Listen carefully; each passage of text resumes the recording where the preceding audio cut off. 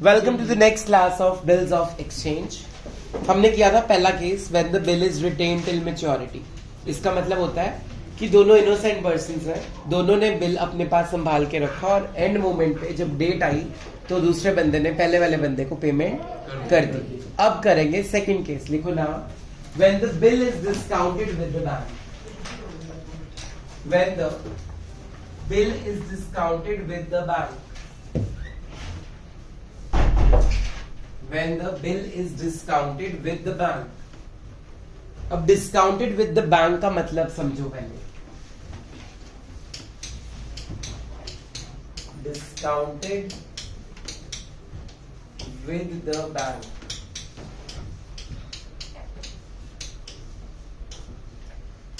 मान लो हमारे पास एक पार्टी है सेलर, जिसका नाम है चाहत।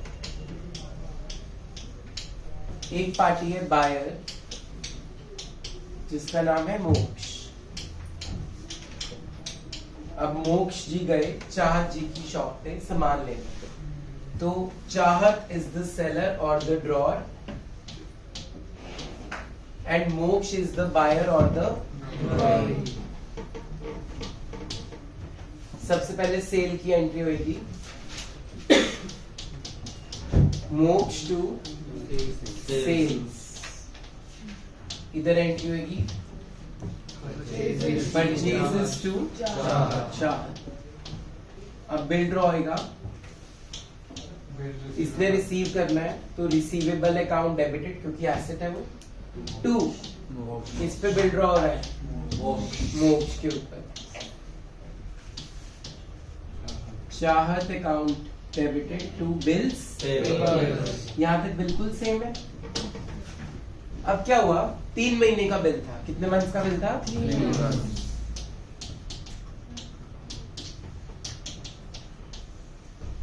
अब चाहत तुम्हें पता, थोड़ी सी कंफ्यूज उसकी नेचर। चाहत ने क्या किया, उसको तो बिल दे दिया काट के कि 3 महीने बाद तो पेमेंट कर देना, लेकिन खुद पहुंच गई बैंक के पास कि भाई मुझे तो अभी पैसे चाहिए। उसको डर है कहीं कल को मोक्ष पैसे ना दे, तो वो कहां पहुंच गई? बैंक के पास कि मुझे पैसे अभी दे दो। वो क्या करेगी, वो बिल दिखाएगी, बैंक उसको अभी पैसे दे देगा। किसके बिहाफ पे? अब मोक्ष को पेमेंट किसको करनी पड़ेगी? बैंक को। और कब करेगा वो? ड्यू डेट के ऊपर, जो वो डेट आएगी 3 महीने बाद, 3 दिन ऐड करने के बाद। ठीक है, तो अब बैंक तो फ्री में बैठा नहीं, वो चाहत को पैसे देगा, लेकिन साथ में क्या कट करेगा? थोड़े से चार्जेस यानी कमीशन। इसको बोलते हैं discounted the bill of exchange. तो वो अपने डिस्काउंट चार्जेस काट लेगा थोड़े से। ठीक है, अब चाहत की बुक्स में एंट्री क्या होगी? देखो, थर्ड एंट्री हमने की थी, bank account debited to bill receivable, जो पिछला टॉपिक था। क्योंकि यहाँ पे मोक्ष डेबिट हो रहा था, मोक्ष क्रेडिट हो गया। बीआर डेबिट हो रहा था, बीआर क्रेडिट हो गया। ये एंट्री की थी। साथ में एंटर डेबिट क्या हो जाएंगे? डिस्काउंटिंग चार्जेस, क्योंकि ये इसका चार्ज का क्या हो गया? थोड़ा सा लॉस। ठीक है, मान लो 10,000 का बिल था, उस पे बैंक ने 50 रुपीज काट लिए, तो 950 रुपीज चार्ज को दे दिए। तो चार्ज को 50 रुपए का नुकसान भुगतना पड़ा, तो नॉमिनल कहता है debit all expenses and losses.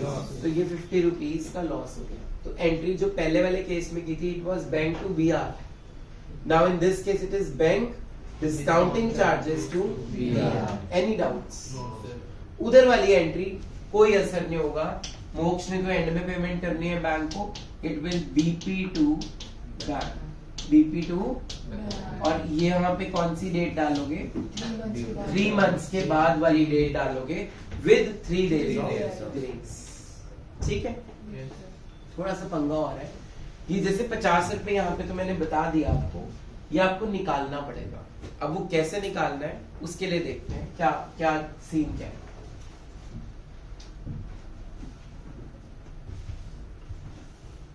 उसके लिए सीन ये है, मान लो 10,000 रुपीज का बिल है और उसके ऊपर 10% डिस्काउंटिंग रेट है, इनटू आपको मंथ्स भी लगाने पड़ेंगे। ठीक है, अब बिल कितने मंथ्स का था? 3 मंथ्स का बिल था। मान लो चाहत 1 महीने बाद गई बैंक में, 1 महीने के बाद, तो यहां पे आप लोगे 2 मंथ्स जितने रह गए। बिल कितने मंथ्स का है? चाहत 1 महीने के बाद बैंक गई, कितने मंथ्स रह गए? तो 2 मंथ्स लेंगे। एक अनदर एग्जांपल देखते हैं। चाहत 2 महीने बाद गई, तो 3 में से 2 जा चुके हैं, कितना रह गया? तो यहाँ पे 2 की जगह क्या ले लेंगे? 1। ठीक है, अब लेते हैं चाहत का लाइव रियल एग्जांपल। चाहत से वेट ही नहीं हुई, उसी दिन चली गई बैंक में, जिस दिन बिल ड्रॉ हुआ। उसको इतना भी भरोसा नहीं है मोक्ष पे कि पैसे देगा, उसी दिन बैंक के पास चली गई कि मुझे तो पैसे दे दो भाई मेरे। तो अभी 3 महीने के 3 महीने पड़े हैं, तो आप यहाँ पे कितने मंथ्स लोगे? 3। तो इसको हम इंग्लिश में क्या बोलते हैं? Unexpired period. क्या बोलेंगे? अनएक्सपायर्ड का मतलब होता है जितना रह गया, जितने मंथ्स। अगर वो 3 महीने ही पड़े हैं तो 3/12, अगर वो 1 महीने बाद गई है तो 2/12, अगर वो 2 महीने बाद गई है तो 1/12, क्योंकि टोटल मंथ्स में से जितने मंथ्स वो डिले कर रही है, जो रह जाएगा पीरियड वो लेना है। फिर जो भी आपका आंसर आएगा वो डिस्काउंट के सामने लिख देना, और इसमें से वो डिस्काउंट क्या कर देना है? माइनस, और बैंक का अमाउंट निकल जाएगा। एंट्री की narration: being goods sold, being bill drawn, being bill discounted with the bank, and bank deducted the discounting charges, being goods purchased, being bill accepted, being payment done. Clear? With this topic 2 is also complete. जल्दी से note down.